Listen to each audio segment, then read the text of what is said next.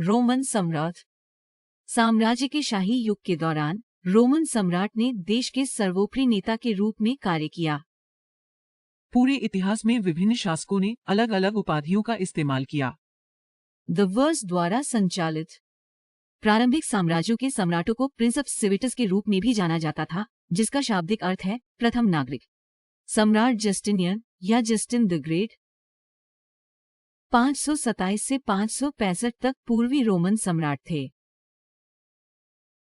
अपने शासन के दौरान उन्होंने महत्वाकांक्षी रेनोवेटियो इम्पीरी या साम्राज्य की बहाली की देखरेख की। जस्टिनियन एक शानदार राजनीतिज्ञ थे।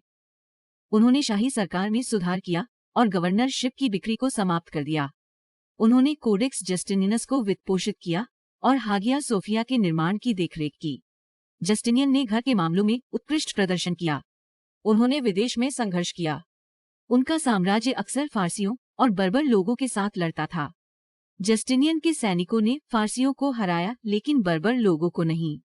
सम्राट वेस्पासियन एक रोमन सम्राट था जिसने 69 से 79 तक शासन किया था।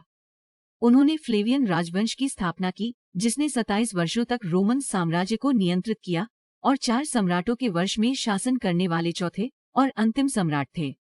वेस्पासियन ने बजटीय सुधारों की स्थापना की और साम्राज्य को समेकित किया, जिसके परिणामस्वरूप राजनीतिक स्थिरता का एक युग हुआ, जिसने कोलोसियम, शांति के मंदिर और राजधानी की मरम्मत जैसी स्मारकीय परियोजनाओं के निर्माण की अनुमति दी।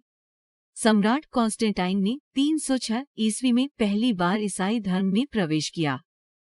द वर्स द्वारा संचालित।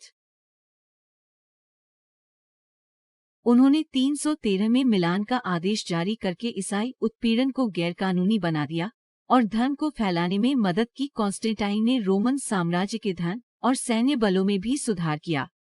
330 में उन्होंने कॉन्स्टेंटिनोपल को अपनी राजधानी बनाया। तीसरी शताब्दी के संकट के दौरान सम्राट ऑरेलियन ने रोम के सम्राट के रूप में शासन किया। जब रोमन साम्राज्य बर्बर आक्रमणों और आंतरिक विद्रोहों के कारण पतन के कगार पर था, तो सैन्य सफलताओं की उनकी उल्लेखनीय स्ट्रिंग ने इसे वापस एक साथ लाने में मदद की। ऑरेलियन एक निर्दयी जनरल और प्रशासक था। वह साम्राज्य के विविध धर्मों को अपराजित सूर्य के पंथ के अधीन करना चाहता था और धार्मिक एकता बनाना चाहता था। द वर्स द्वारा संचालित। वह अपने सौतेले पिता पहले रोमन सम्राट ऑगस्टस के उत्तराधिकारी बने और 14 ईस्वी से 37 ईस्वी तक शासन किया। 42 ईसा पूर्व में एक विजयी जनरल ऑगस्टस के शासनकाल के समापन के पास सत्ता हासिल करने से पहले निर्वासित कर दिया गया था।